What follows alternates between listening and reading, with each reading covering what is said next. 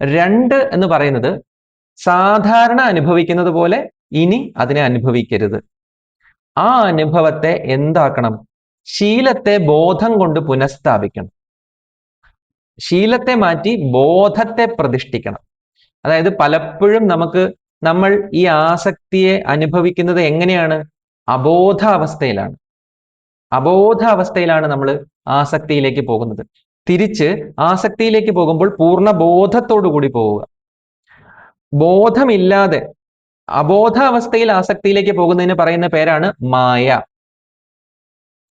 പൂർണ്ണ ബോധത്തോടു കൂടി ആസക്തിയിലേക്ക് പോകുന്നതിന് പറയുന്ന പേരാണ് ശക്തി. ഒരേ കാര്യം തന്നെ രണ്ട് തരത്തിൽ അപ്രോച്ച് ചെയ്യുമ്പോൾ രണ്ട് പേരുകളാണ്. അബോധപൂർവം അത് ചെയ്യുമ്പോൾ നമ്മൾ മായക്കകത്ത് പെട്ടു.